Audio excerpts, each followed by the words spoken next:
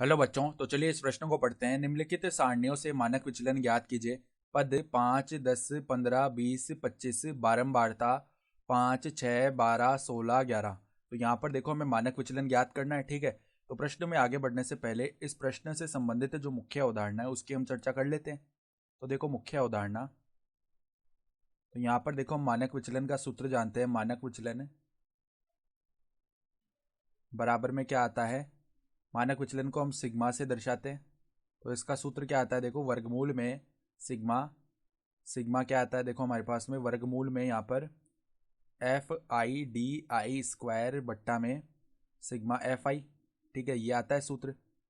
तो यहाँ पर देखो ये जो DI है ये क्या होता है, x माइनस में x बार, और x बार क्या होता है, माध्य। ठीक है, तो माध्य का जो सूत्र होता है ना, x बार बराबर में माध्य का सूत्र क्या आता है, FI/XI इसका सिग्मा बट्टा में सिग्मा FI। तो पहले तो हमें माध्य निकालना पड़ेगा। तो देखो यहाँ पर अगर यहाँ पर XI बोल रहे हैं, इसको हम FI बोल रहे हैं, यहाँ पर हम FI/XI का स्तंभ बना लेते हैं। ठीक है, फिर यहाँ पर हम क्या करेंगे, FI/XI बना लिया तो x माइनस में x बार ये निकाल लेंगे, और यहाँ पर हम क्या करेंगे, x माइनस x बार का स्क्वायर। x नहीं है यहाँ पे, XI है। ठीक है, तो XI और यहाँ भी क्या होगा, XI होगा। ठीक है, तो यहाँ पर तो हम d निकाल रहे हैं, XI माइनस x बार, और यहाँ पर हम क्या कर रहे हैं, d² निकाल रहे हैं, जो कि क्या होता है, XI माइनस x बार का स्क्वायर। ठीक है, तो देखो यहाँ पर ये मान निकाल लेते हैं, और यहाँ पर हम क्या करेंगे, FI/DI² कर लेंगे। ठीक है, यहाँ पर ये DI आएगा, यहाँ पर भी क्या आएगा, DI आएगा, तो DI का स्क्वायर निकालेंगे यहाँ पर। ठीक है, तो अब देखो ये मान हम लिख लेते हैं। XI के मान क्या क्या है हमारे पास, पद क्या क्या है, देखो 5, 10, 15, 20, 25, 5, 10, 15, 20, 25। फिर देखो FI अर्थात इनकी संगत बारंबारता क्या है, 5, 6। फिर देखो यहाँ पर 12, 16, 11, 12, 16, 11। तो यहाँ पर देखो FI/XI निकालेंगे तो 5 गुणा 5 25, 10 गुणा 6 60, 15 गुणा 12 करेंगे तो 180। ठीक है, 20 गुणा 16 करेंगे तो 320। फिर देखो यहाँ पर 25 गुणा 11 करेंगे तो 275। ठीक है, तो यहाँ पर अगर हम सिग्मा FI निकालेंगे, इन सबको जोड़ लेंगे, सिग्मा का मतलब यही होता है। ठीक है, तो यहाँ पर देखो इनको जोड़ेंगे तो 50 आएगा, और सिग्मा FI/XI निकालेंगे, इस वाले स्तंभ को पूरे को जोड़ेंगे तो हमारे पास में 860 आ जाएगा। ठीक है, तो माध्य निकालेंगे x बार, तो वो कितना आ जाएगा, 860 बट्टा में 50।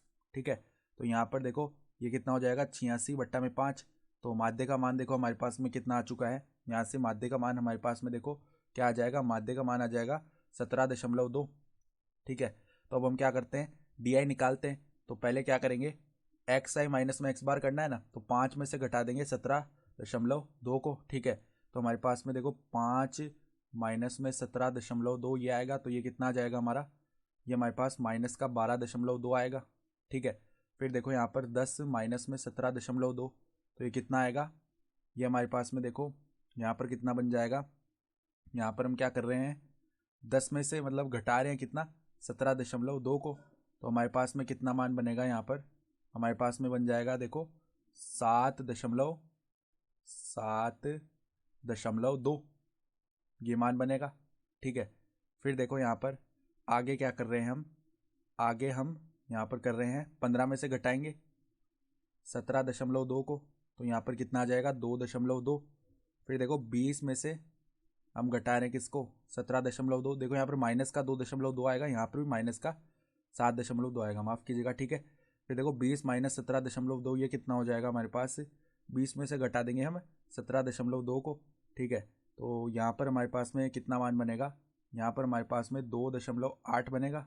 ठीक है, तो यहाँ पर देखो 2.8, 2.8 ये मान बन चुका है। ठीक है, फिर देखो अब क्या होगा, 25 माइनस में 17.2 ये निकालेंगे, तो इसका मान कितना आ जाएगा हमारा, इसका मान आ जाएगा 7.8।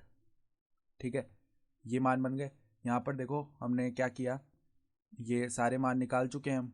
ठीक है, तो अब क्या करते हैं, देखो अब हम कर सकते हैं स्क्वायर इनका। तो -12.2 है, तो इसका स्क्वायर करेंगे तो हमारे पास में कितना बन जाएगा, हमारे पास में देखो इसका स्क्वायर करने पर कौन सा पद आएगा, यहाँ पर आ जाएगा 48.84।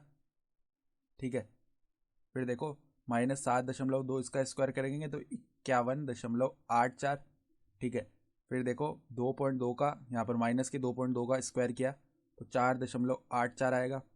फिर यहाँ पर 2.8 का स्क्वायर करेंगे तो कितना आ जाएगा 8.0656। फिर 7.8 का स्क्वायर करेंगे तो 60 दशमलव कितना आ जाएगा 84। तो अब इनको संगत बारंबारताओं से गुणा कर लेते हैं तो यहाँ पर 744.2 आ जाएगा, यहाँ पर 311.04 आ जाएगा, यहाँ पर 58.04 आ जाएगा, नहीं 08 आएगा, क्योंकि देखो 4.84 है ना वो 15 से गुणा होगा। तो यहाँ पर कितना आएगा हमारे पास में, ये बनेगा हमारे पास में कितना 15 से गुणा करेंगे ना तो हम नहीं 15 से नहीं 12 से गुणा होगा, क्योंकि इसकी संगत बारंबारता 12 है ना, तो ये 12 से गुणा होगा। क्या होगा 12 से गुणा 4.84, तो हमारे पास में कितना बनेगा 58.08। ठीक है, फिर देखो आगे देखते हैं तो 8.0656 गुणा होगा 16 से, तो ये कितना बन जाएगा हमारे पास 129.0496। ठीक है, फिर देखो 11 गुणा होगा 60.84 से, तो ये बनेगा हमारे पास में 669.24। अब इन पूरे पदों को जोड़ेंगे अर्थात सिग्मा FI/DI² निकालेंगे ना, तो इसका मान कितना आएगा यहाँ पर 1911.6096 ये आ जाएगा। तो अब देखो मानक विचलन लिख लेते हैं। मानक विचलन बराबर में क्या आएगा, यहाँ पर देखो वर्गमूल के अंदर 1911.6096 बट्टा में देखो सिग्मा FI का मान क्या आया था, सिग्मा FI का मान 50 आया था, तो यहाँ पर बट्टा में 50। ठीक है, तो अब देखो ये मान कितना बनेगा हमारे पास में, ये मान निकालेंगे तो यहाँ पर देखो 38.23 बनेगा वर्गमूल के अंदर 38.23। अब इसका वर्गमूल लेंगे ना 38.23 का, तो हमारे पास में कितना बन जाएगा ये 6.18, और हमारा उत्तर भी क्या हो जाएगा 6.18 ही हो जाएगा। ठीक है, तो आशा करता हूँ कि आपको ये प्रश्न समझ में आया होगा। धन्यवाद।